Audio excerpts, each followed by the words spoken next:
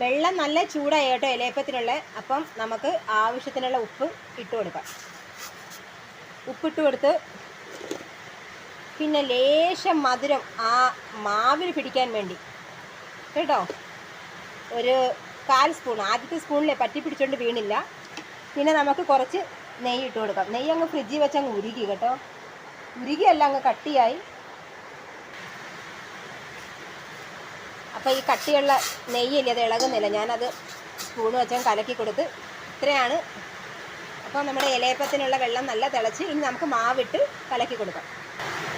അപ്പം നമുക്ക് ആവശ്യത്തിനുള്ളൊരു മാവിട്ട് കൊടുക്കാം കേട്ടോ. എനിക്കെല്ലാം ഒരു കണക്കാണ്, കൈക്കണക്കാണ്.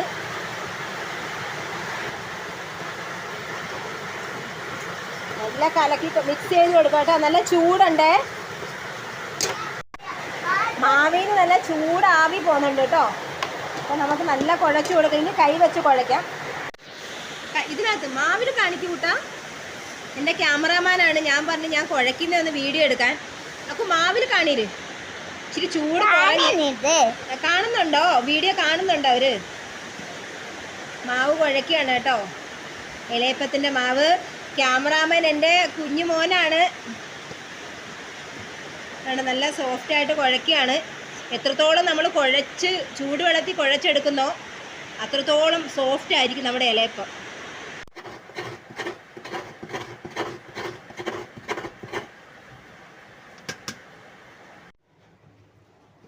കട്ടി ശർക്കര ഇവിടെ കുറച്ച് ഇരിപ്പുണ്ടായിരുന്നു കേട്ടോ.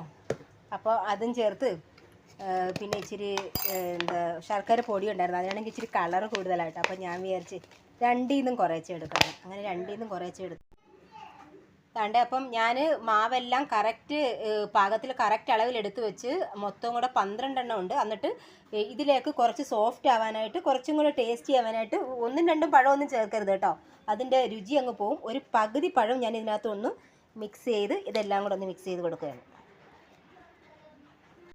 അങ്ങനെ അവസാനത്തെ ഇലയപ്പവും ദാണ്ട കഴിഞ്ഞിരിക്കുന്നു. എല്ലാം ഞാനിവിടെ സെറ്റ് ചെയ്ത് വെച്ചിട്ടുണ്ട്. നമുക്ക് ഇത് അടുപ്പത്ത് കയറ്റിയാൽ മതി കേട്ടോ. നല്ല മണമായിരുന്നു കേട്ടോ ഈ, കാരണം ഈ ഇലയപ്പം ഇപ്പോൾ ഈ പരത്തുന്ന സമയത്ത് തന്നെ. കാരണം എന്താണെന്നറിയാം, നമ്മൾ ആ മാവിനകത്തൊക്കെ നെയ്യെല്ലാം ചേർത്ത് നല്ല ചൂട് മാവിനകത്ത്. അങ്ങനെ ഫൈനൽ ലാസ്റ്റത്തെ ഇലയപ്പത്തിൻ്റെ പണിയും കഴിഞ്ഞു. അതുകൊണ്ട് എല്ലാം അടുക്കി ഞാൻ വെച്ചിട്ടുണ്ട്. നമുക്കിതിനി പാത്രത്തിലോട്ട് വേവിക്കാനായിട്ട് വയ്ക്കാം.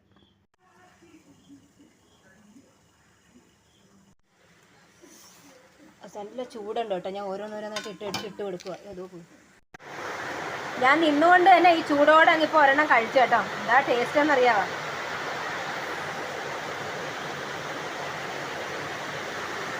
കഴിഞ്ഞ് ഇനി ഒരു ട്രിപ്പ് ഇനി ആയിക്കൊണ്ടിരുന്നു.